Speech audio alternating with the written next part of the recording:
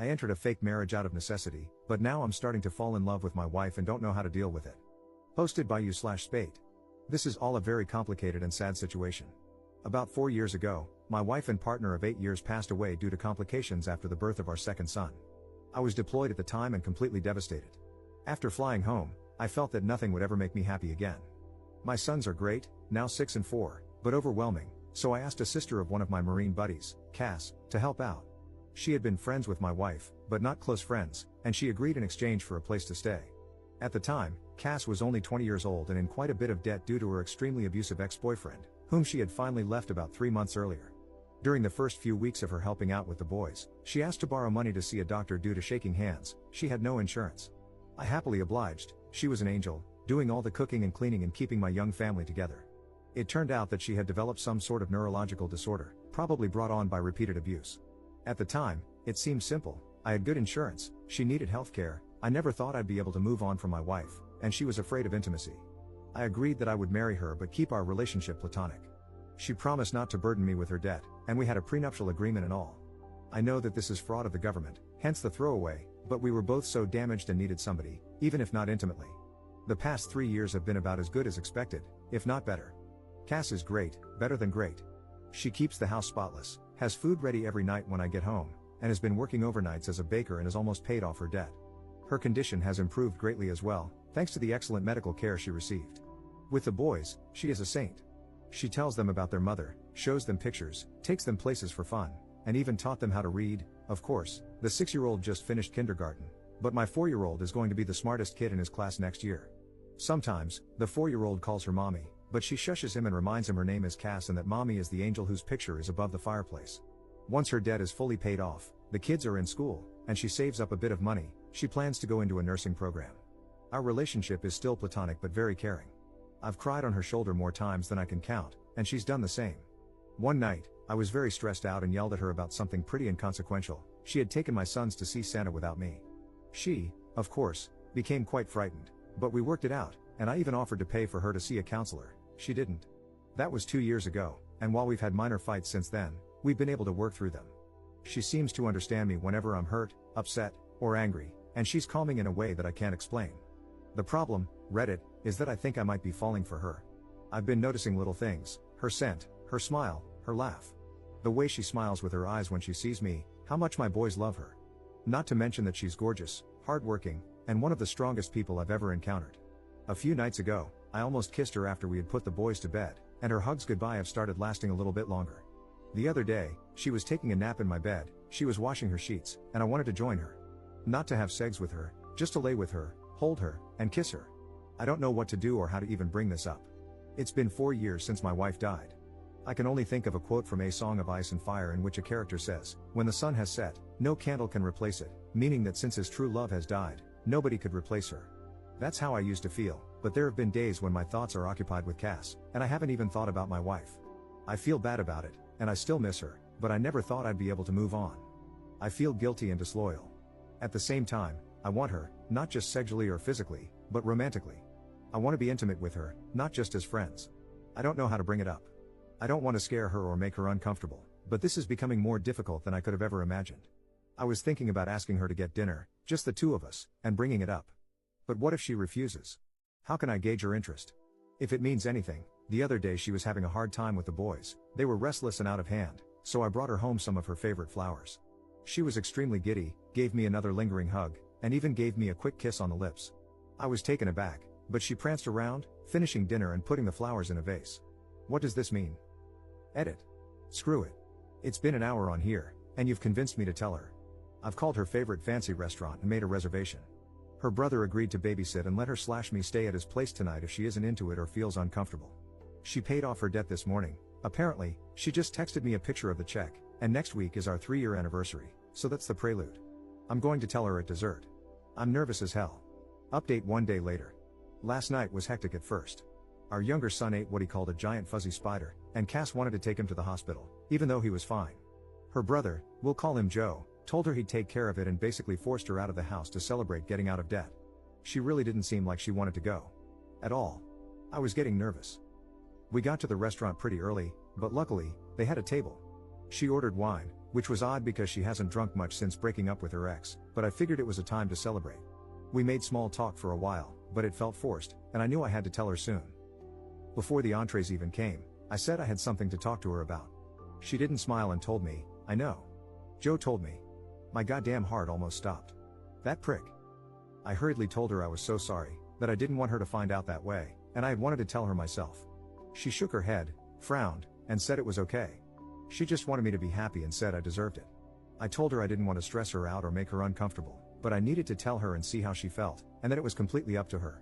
She gave me a look and said that, actually, it was up to me, and I should just do what made me happy.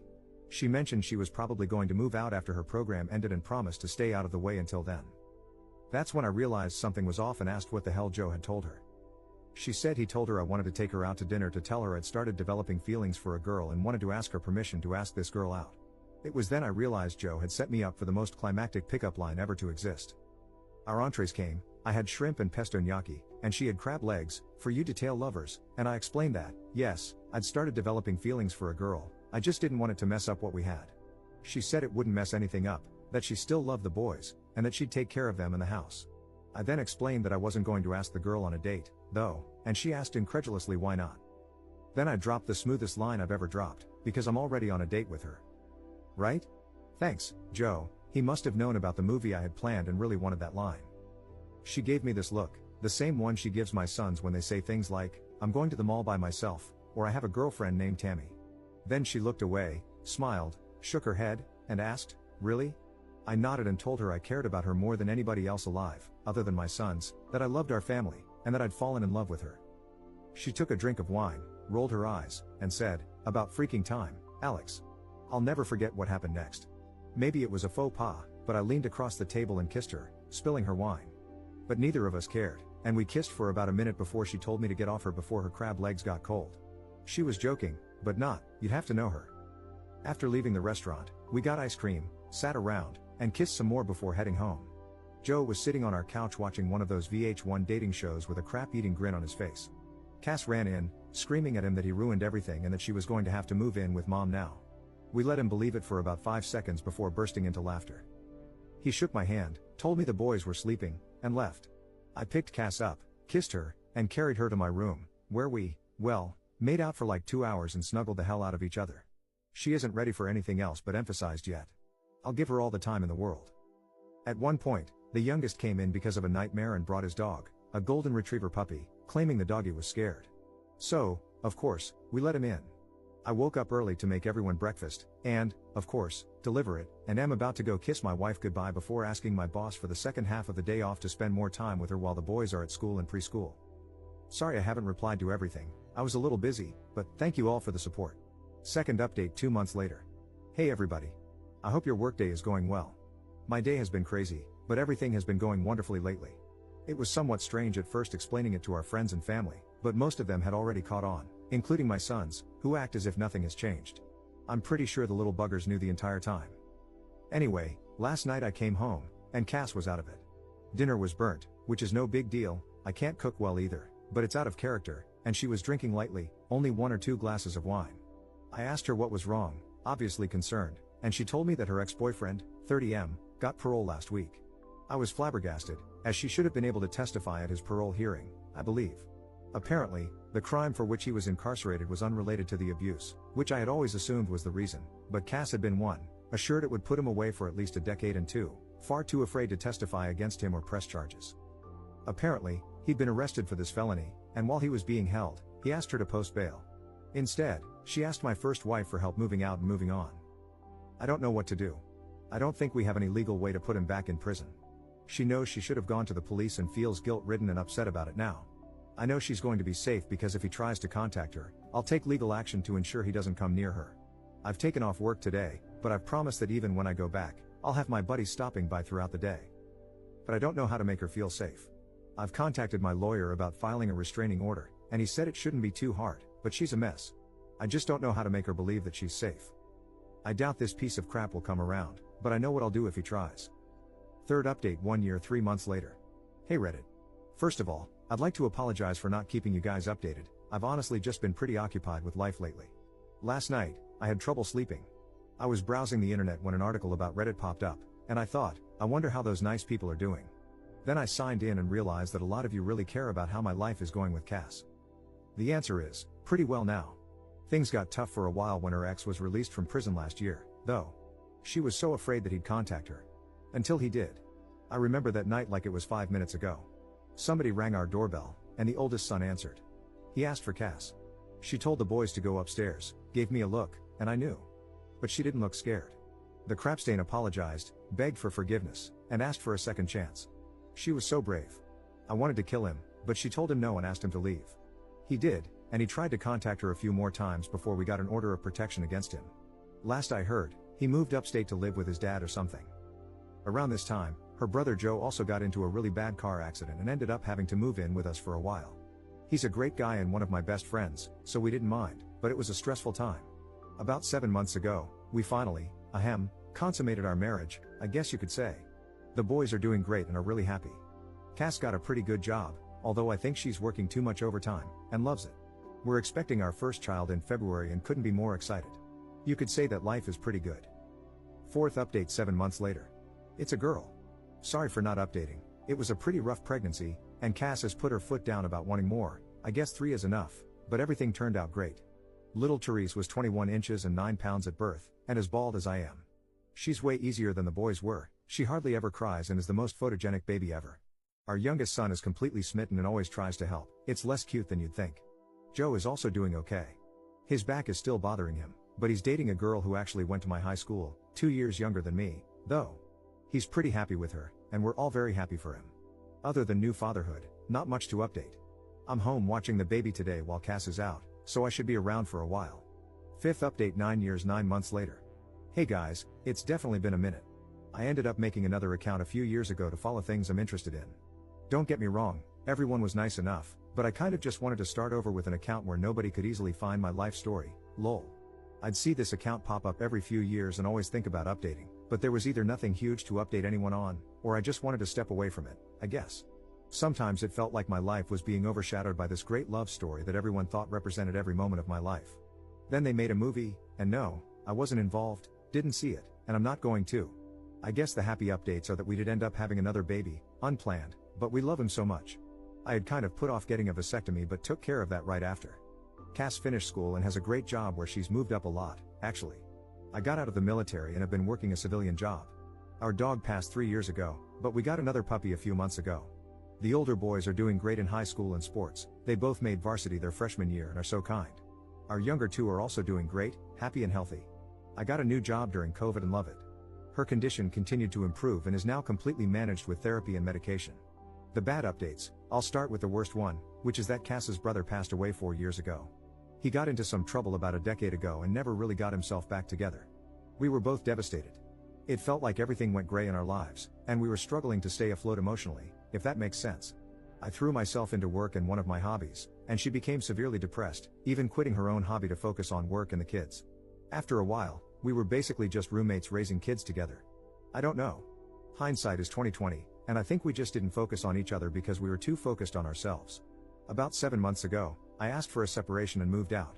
She was devastated and didn't agree with it at first, but eventually, she accepted it. I didn't cheat on her, but I definitely saw how other marriages in our friend group worked and realized that she barely asked me about my day, my hobbies, or anything anymore. Everything we talked about was bills, kids, or adult responsibilities, not the fun things we used to do even when we had kids. I found myself talking more to friends about my feelings and hobbies than I was to her.